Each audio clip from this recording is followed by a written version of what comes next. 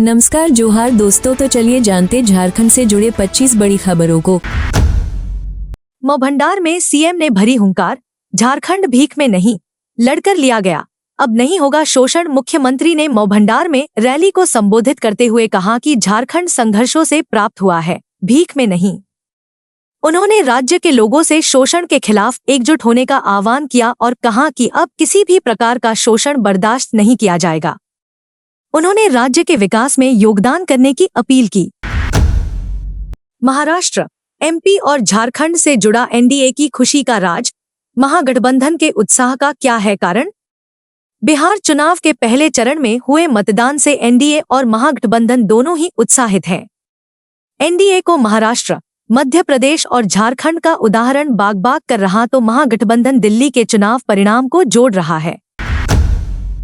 आदिवासियों को सुनाई जा रही पूर्वजों के बाघ और हाथियों से जुड़ाव की कहानियां, वन व वन्य जीवों के संरक्षण का प्रयास। झारखंड में आदिवासियों को उनके पूर्वजों की बाघों और हाथियों से जुड़ी कहानियां सुनाई जा रही हैं।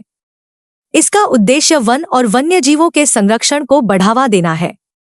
इन कहानियों से आदिवासियों को प्रकृति के प्रति सम्मान और संरक्षण की प्रेरणा मिलती है, जिससे वे सामुदायिक भागीदारी के माध्यम से वनों और वन्य जीवों की रक्षा में सक्रिय भूमिका निभा रहे हैं। आवेदन की शुरुआत 18 नवंबर से। जेएसी ने दी अहम जानकारी। झारखंड एकेडमिक काउंसिल जेएसी ने 2026 में होने वाली बोर्ड परीक्षाओं के लिए आवेदन प्रक्रिया 18 नवंबर से शुरू करने की घोषणा की है। जेएसी ने अपनी आधिकारिक वेबसाइट पर परीक्षा से संबंधित सभी महत्वपूर्ण जानकारियां उपलब्ध करा दी हैं, जिससे छात्रों को तैयारी करने में मदद मिलेगी। इस बार ब्लैक बोर्ड पर नहीं लिख जाएंगे प्रश्न, स्कूलों को मिलेंगे प्रिंटेड प्रश्न पत्र। झारखंड के स्कूलों में अब ब्लैक बोर्ड पर प्रश्न नहीं लिखे जाएंगे। शिक्षा विभाग स्कूलों को मुद्रित प्रश्न पत्र उपलब्ध कराएगा। इससे शिक्षकों को समय की बचत होगी और विद्यार्थियों को स्पष्ट प्रश्न मिलेंगे। इस पहल का उद्देश्य शिक्षा की गुणवत्ता में सुधार लाना है। कोल इंडिया ने ऊर्जा क्षेत्र में बढ़ाए कदम।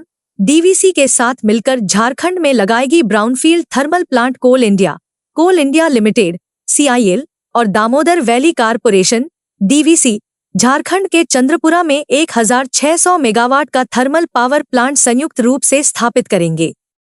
इस परियोजना का उद्देश्य बिजली उत्पादन बढ़ाना, स्थानीय अर्थव्यवस्था को मजबूत करना और रोजगार के अवसर पैदा करना है।